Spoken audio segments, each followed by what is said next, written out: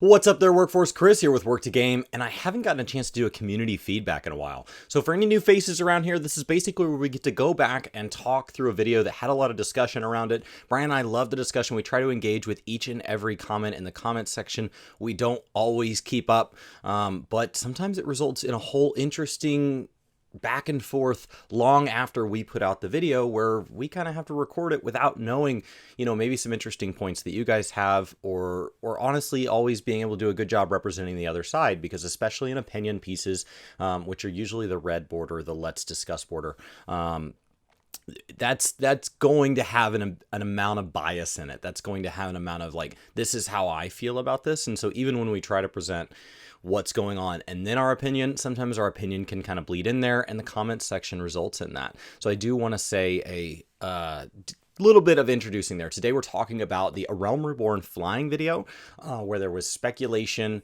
based on some things coming out of data miners and out of some in-game footage of the way they changed some boundaries to look more like flying boundaries, that there would be flying added and being added during Shadowbringers. Some speculating as early as 5.3, and that there really wasn't any basis for that. They were basing it entirely off of data mining and in-game footage from players, not off of any statement from the dev team or anything like that. And so it quickly moved from like, wouldn't it be cool if, to I bet they could, to how should it look, to they're definitely doing it, to they're definitely doing it now. And all along the way, nobody stopped to make it very clear to somebody just coming in on the conversation that this isn't based on fact.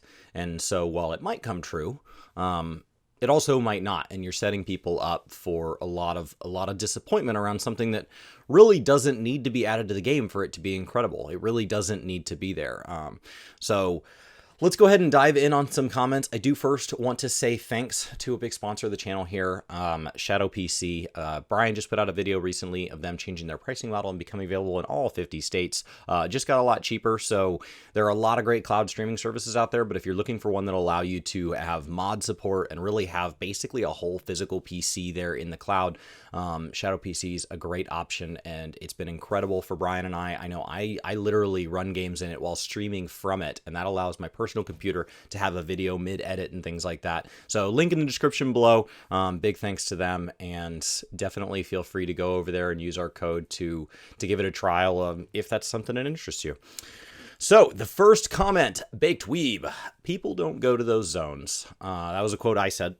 And then they laugh. Now, this got a lot of comments. So this comment kind of sums up a lot of things. And so there were a couple of conversations in there where I kind of asked which server you're playing on, because I basically said that once an expansion is no longer the current expansion, it tends to be underutilized. And I don't remember exactly how I said it, but that I kind of feel bummed out that, A Realm Reborn zones aren't as populated as they once were, and it's a common complaint, and it continues on into Heavensward and Stormblood, and it's something that led to the reason, it's why they added things like bicolor gemstones, it's why they've had various relic grinds take us out into the world, they've had various world events take us out into the world, like Yokai Watch is a big one.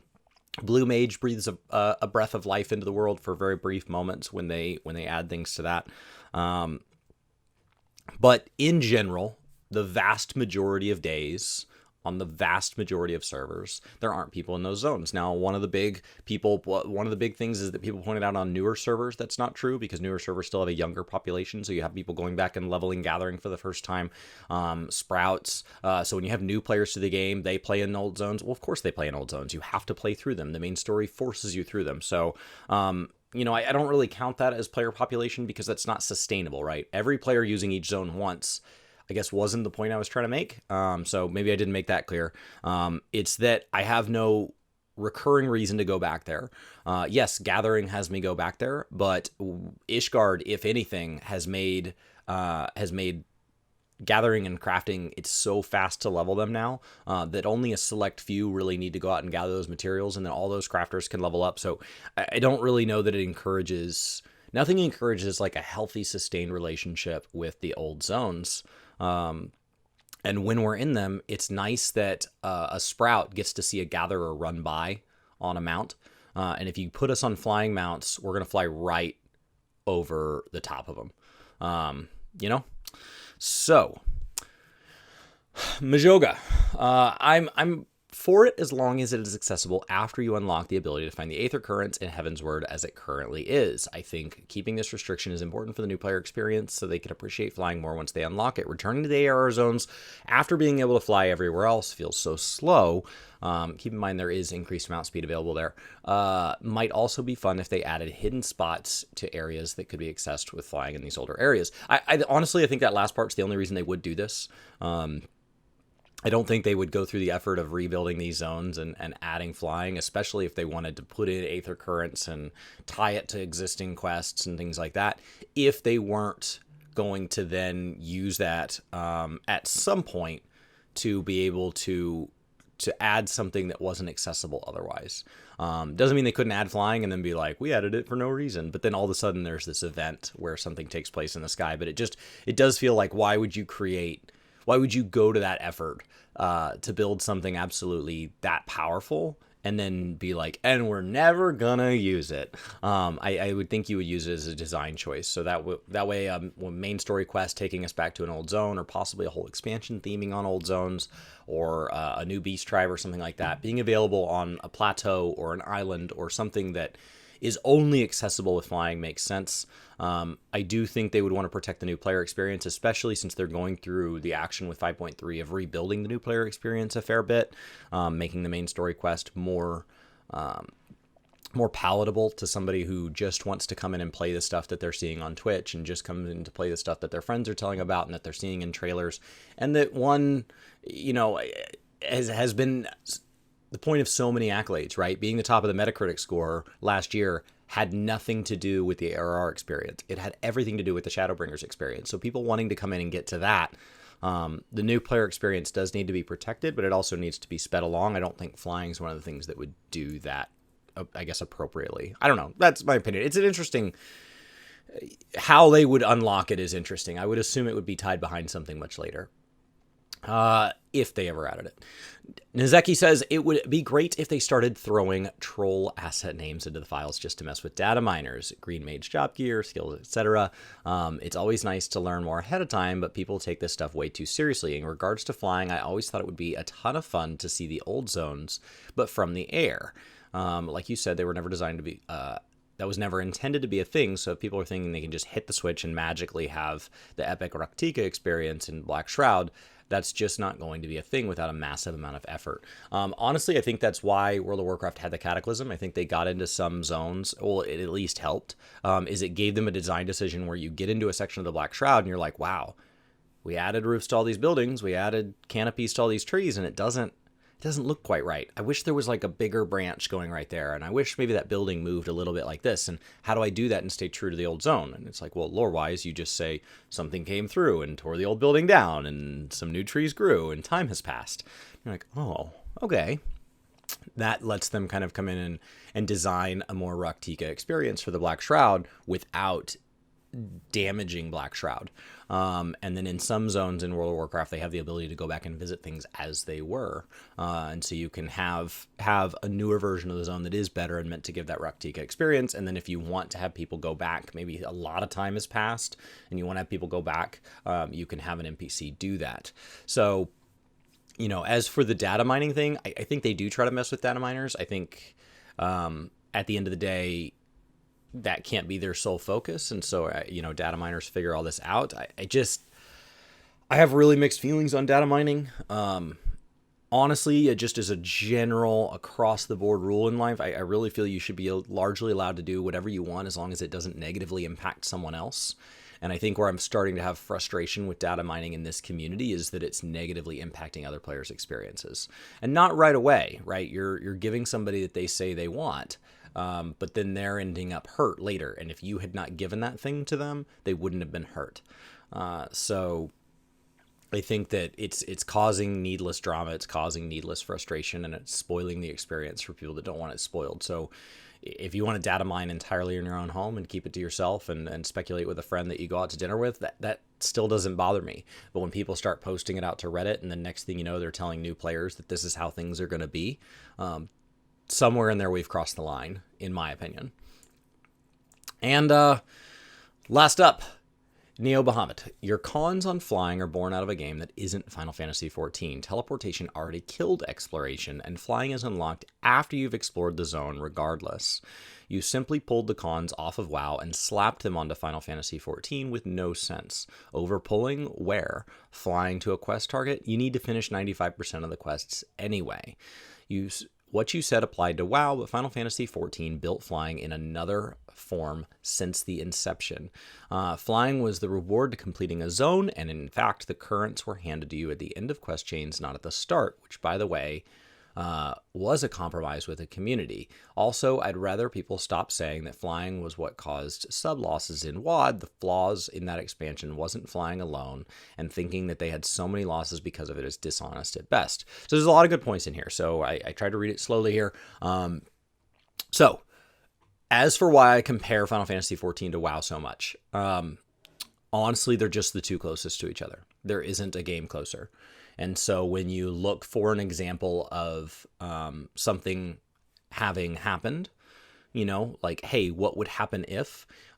Looking for examples in the natural world is fairly common in any industry, right? And you say, okay, you know, basically like in the world of real estate, if I were to list my house today, what they would do is they would say, what other houses are like it? And they would say, okay, this is what those have been going for in recent months. And then they would adjust for anything that maybe they have that I don't. So they have a pool, I don't. Maybe they have more bathrooms than me, or maybe they have less bathrooms than me, or whatever. And then we just kind of adjust for those. And ideally that gets us close. And then we can say, you know what, I still wish it was a little bit higher. We can list and we can see if it sells. Or we can say, you know what, nobody's buying, and we come down a little bit. And that's the best we can do. But I mean, in a perfect world, we would just know the value of my house, right? When the county sends me my tax bill here in the next couple months, they would just know the value of my house just because they do. But that's not really how it works. They run a giant tool that compares me to other properties in the area and recent sales in the area of those properties, as well as how those properties have been taxed in the past. And that's where they get my tax value. And it's not perfect. And it's an opinion at best. But it's a natural way to do things because it's the best we have. So when looking at what Final Fantasy XIV can be and the choices it has to make, actually comparing it to Final Fantasy games doesn't really do it any favors because it's so inherently different than the vast majority of Final Fantasy games, 11 probably being the one exception where it's run into some things that 11 has, but 11's out-of-date information, so that's not a perfect example. So it's natural to compare it to the other MMOs. In my mind, that's how I think, and then adjust for things, right? So you say, man, they made this decision in PvP and WoW that changes the way that healers are queued up. Okay, but PvP is a larger community in WoW. It's a more active community in WoW. Oh, so maybe that decision doesn't make sense over here. And you kind of adjust it back. And so with flying, both games handle them largely the same. Both games force you to basically finish the main storyline in an area without the ability to fly, and then through a process add flying later. Now the term later varies. World of Warcraft stalls it about a year after expansion. Final Fantasy adds it, within a half hour of finishing each zone, so you go back and you just catch the few exploratory things you missed. Both games require you to explore. Both games require you to have kind of introduced yourself to all of the players within an area. World of Warcraft does that through requiring certain reputations in those areas to hit certain levels, so you have to go back and complete quests and stuff for them, their version of kind of beast tribes. And Final Fantasy does it because the main story is so extensive that we know if you've finished the main story in an area, and we know if you've gotten all of the Aether Currents through there, that you will have met all of the characters and been given all the exposition that we intended to in that area. And so that's kind of where that comparison comes from. And those do have to be adjusted. I 100% agree with that. Now, as for the way they function inherently differently, yes. World of Warcraft has a handful of Hearthstones on separate cooldowns that basically teleport you to specified areas. Your primary Hearthstone you have control over, but a lot of those, like your Garrison Hearthstone, just take you there. Your Dalaran Hearthstone just takes you there. And then there's portal rooms within those cities that teleport you back out. So it's kind of what's called like a hub and spoke type thing when you talk about railroads, where everything and airlines run very similarly. So everything funnels into a hub and then branches back out. Final Fantasy lets you bypass that entirely. Every destination, including just being loose out in the world, can teleport to any other Aetheryte destination, and those are shockingly close together. They're not everywhere, but they're pretty close. You can go to multiple places in some zones, where you can basically go to any main city. So any quest hub, any vendor usually has an Aetheryte current somewhere close to it. And once we get in big cities where flying is not allowed, we put a subnet below that where it creates little sub-hubs. So you teleport to the city and then you can blast out to those. And so flying, I agree with you, it really doesn't mean as much here. It's one of the reasons I don't think it should be added to A Realm Reborn. Because it's not worth the resources. It's not because A Realm Reborn wouldn't be an improved experience for players that do go back there for the purpose of gathering or clearing fates or grinding Atma or a seasonal event or whatever. It's because there's already a pretty decent system in place. If you have the maximum mount speed in every zone in the game, and you have, I mean, gosh, if you just have the motorcycle mount, which moves a little faster, if you have these things, the Aetheryte current, or that crystal already gets you pretty close. So it's not like WoW, where you would have to take a flying mount, which can take several minutes to cross a continent, right? Which is kind of your Chocobo Porter, for those of you that even remember that system. It's still there, just nobody uses it. So you just teleport hub to hub to hub, and I agree that means that flying really isn't necessary. So I don't know if that's what you meant, but that is how I feel about that. As for over-pulling, this game is much more narrative. It's much less, I would say, combat-driven when you're out in the world. You don't have the big pulls that you have in WoW. Now, the amount that we've pulled from Classic to BFA has changed. In Classic, you still pulled things one at a time, and somewhere along the way, you can now pull a whole quest at once, which is a little absurd. So flying directly to quest targets, I think that's more of in neither game.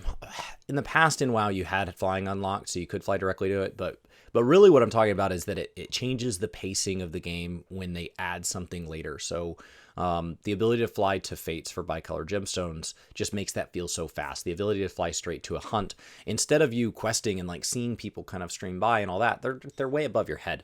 And so like those are the things that I think are lost in that kind of exploring the world and getting to know the world, because you really just get to know these specified points where hunts spawn or where fates spawn, and everything in between is just something you blast over, and you can put your auto run on and you can be way up in the air and you can go get a glass of water. And that's something that I would prefer them to find a way to make sure that you've enjoyed it thoroughly before letting you blast past it. I'm not saying you need to run forever and ever and ever, especially as zones have gotten larger and larger. Shadowbringer zones do need flying. They are big, big zones. But I think that I wouldn't have minded if the currents were locked behind like a half patch after the expansion, so that for a few weeks, or were unlocked with 5.1, or were something that we did through Ishgard, so you kind of unlocked them in different zones as we went. I wouldn't have minded that, because I think it would have made that a more interesting experience, as far as, and there would have been less gatherers and things willing to do that. They would have, and that would have just driven up those prices. So like that would have just adjusted itself. So I'm not saying that's a perfect system, and I am far from in charge of the game, so don't worry about whether or not you agree with me there. But yes, and it's all locked behind the quest. So I'm kind of working through your comment here. You do have to finish the vast majority of the exposition in the area, and there might be more quests left, but those are all side quests and they don't matter. And so if you fly for those, they're there to expand on it. They're there to teach you more about a particular group in an area, or the way something in the world works. If you're not super into lore and you don't need the experience, they're not necessary. You could skip them for the rest of time, or you could go back and full clear them. Occasionally they go back and they lock content behind them, but when they do, just go back and clear only what you have to. So I'm admitting here that like this is not a perfect comparison to WoW, but I can't think of a game that has a better comparison, or I would have used that game. It just is that. Now, as for the last part where flying caused sub losses in WoD, a lot of things caused sub losses in WoD. The garrison system, making players feel isolated, make them feel like they were on a hamster wheel where they had to log in every 4 hours to rotate all these followers, and then to be optimal, they had to do it on multiple characters simultaneously. That was a big flaw. There were a lot of flaws in WoD. I didn't play WoD, and I still hear about the number of things that people didn't like in WoD. Flying was simply one of them. Flying was simply a straw in the camel's back, right? It was just, this is too much. You're going to make me do all this stuff and you're not going to let me fly? It was one more thing. So I don't think it's dishonest. I think maybe just trying to be sure that when I say that, phrasing it as one of many problems is probably a more accurate way to say it. I've talked about it several times on the channel, so I think sometimes I've probably been better than others at kind of mentioning that Warlords of Draenor had many problems with it. I mean, very few things in this world are that black and white. Shadowbringers is one of the greatest expansions of all time, and there are people suffering with burnout. Like, there are good and bad things to everything. I did not enjoy Eureka last expansion. I still think it did a lot of good things, and it showed off a lot of interesting capabilities and thought processes within the devs that I hope the fingerprint gets to stay in the game while the direct implementation changes. And WoW is far from an exception to that. I am actively a subscriber to BFA, looking forward to Shadowlands. I do not actively do all BFA content. I do not actively do most BFA content because there are some core systems I simply don't enjoy. But there's enough other stuff in the game that I can still enjoy the game as a whole, and just ignore those things, which means I'm ignoring most current content. That's okay. I mean, there's a lot of ways to play games this big. It's not, if you went back and played Mario, you have to, on the regular Nintendo, you have to get to the end of the level. There's very few ways to play that game. But if you go back and play an MMO that's still live, there are a lot of ways to play these games. So I think I wanted to end on this comment because it was a big one, and I think it summed up a lot of what people thought I could have said better, or I disagree with. Either or. So it was an interesting kind of counter argument to a lot of what I said in that video. Outside of the people kind of picking at me saying that the old zones are dead because they see sprouts in them or they see gatherers in them, I still stand by that statement.